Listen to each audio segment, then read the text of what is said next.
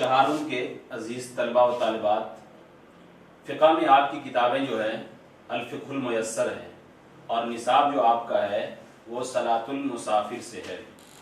صلاۃ المسافر 2-3 روز سے سبق آپ کا چل رہا ہے۔ آج آپ کے سامنے ہم یہ بات کہیں گے، اور صاحب کتاب جو کہنا چاہ رہے ہیں اس میں یہ ہے کہ انسان جب سفر کرتا ہے تو وہ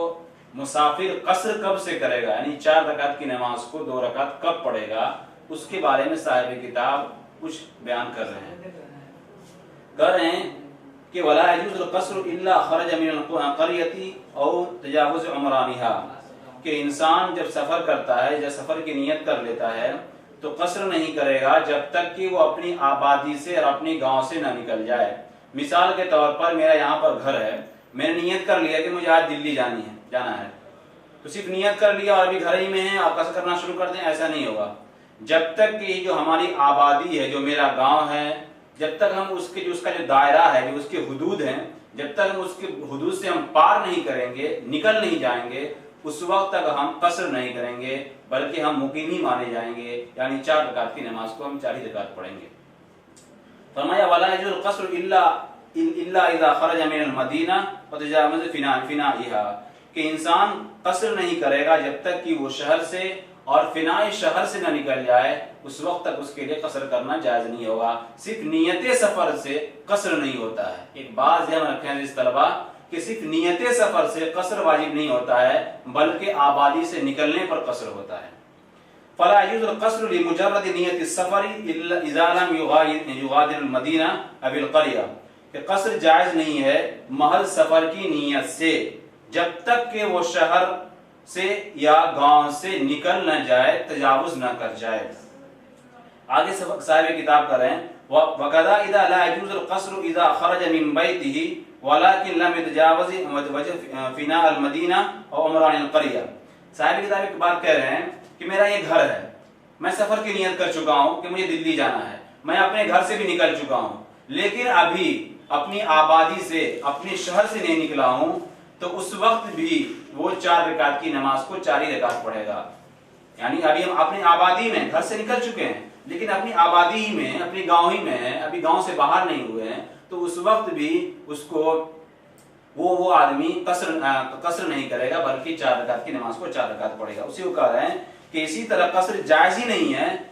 کب وہ اپنے گھر سے تو نکل چکا ہے، لیکن فنائے شہر سے یا گاؤں کی آبادی سے ابھی وہ نہیں نکلا ہے، تو اس شکل کے اندر وہ قصر نہیں کرے گا۔ وَيَجُوزُ الْقَصْرُ فِي كُلِّ سَفَرٍ سَوَاءٌ كَانَ السَّفَرُ لِطَاعَةٍ كَالْحَجِّ أَوِ الْجِهَادِ أَوْ كَانَ لِأَمْرٍ مُبَاحٍ كَالتِّجَارَةِ أَوْ كَانَ لِأَمْرٍ فِيهِ مَعْصِيَةٌ كَالسَّرِقَةِ۔ صاحب کتاب کہہ رہے ہیں کہ کوئی آدمی سفر کر رہا ہے، اب سفر کی جو نوعیت ہو، ایک آدمی سفر کر کے حج کرنے جا رہا ہے مکہ اور مدینہ، یہ بھی سفر ہے۔ ایک آدمی جہاد کرنے کی غرض سے جا رہا ہے، وہ بھی سفر ہے۔ ایک آدمی تجارت کرنے کی نیت سے انڈیا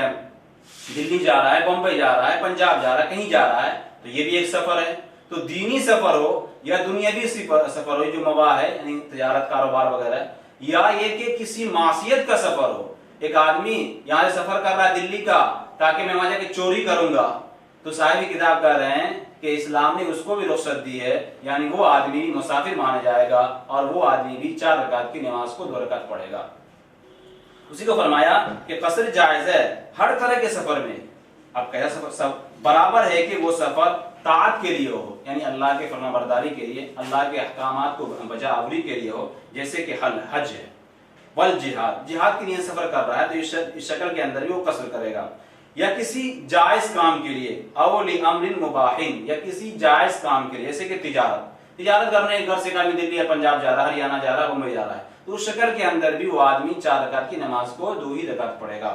او کان لامر فی معصیۃ، یہ ایک ایسے کام کے لیے جس میں معصیت ہے۔ ایک آدمی کیا ہے، چوری ڈکیتی کرنے کے لیے کہیں جا رہا ہے، سفر کر رہا ہے، دلی جا رہا ہے، پنجاب جا رہا ہے، تو اس شکل کے اندر بھی، جیسے کہ یہاں لکھا ہے انہوں نے کالسرقہ، چوری،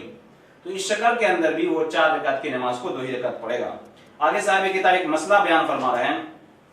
کہ اذا اتم المسافر الرباعیہ وقعد بعد الرکعتین الاولیین صحت صلاتہ وتصیر الرکعتان الاخیرتان نافلتین ولکنہ یکرہ لتاخیر السلام عن محلہ، کہ جب کوئی مسافر 4 رکعت والی نماز کو 4 رکعت پوری کر لیا، مثال کے طور پہ میں مسافر ہوں، حالانکہ میرے ذمہ تھا کہ 4 رکعت والی نماز کو 2 ہی رکعت پڑھتے، لیکن میں نے 4 رکعت پڑھ لیا، اور 4 رکعت پڑھ لیا تو 4 رکعت پڑھنے کی 2 شکل ہے کہ میں 2 رکعت پر بیٹھا ہوں یا نہیں بیٹھا ہوں، تشہد میں بیٹھا ہوں یا نہیں بیٹھا ہوں۔ اگر میں بیٹھ جاتا ہوں، صاحب کتاب اسی مسئلے کو بیان کر رہے ہیں کہ اگر وہ 2 رکعت کے بعد تشہد میں بیٹھ گیا اور پھر کھڑا ہو گیا 2 رکعت کے لیے، تو کہہ رہے ہیں کہ اس کی نماز صحیح ہو جائے گی، اور اس کی آخری کی 2 رکعت جو ہے، لاسٹ کی 2 رکعتیں جو ہیں 4 رکعت میں سے، تو وہ نفل ہو جائے گی، اور شروع کی 2 رکعت جو ہوگی وہ فرض سمجھی جائے گی، لیکن ایسا کرنا مکروہ ہے۔ مکروہ کیوں ہے صاحب کتاب کر رہے ہیں؟ اس وجہ سے کہ سلام پھیرنے میں دیر ہو گیا، کیونکہ 2 رکعت اگر نماز پڑھتا جلدی سلام پھیر لیتا، اور 4 رکعت سلام پھیرنے کی وجہ سے 4 رکعت نماز پڑھنے کی وجہ سے سلام پھیرنے میں تاخیر ہو گئی، تو اس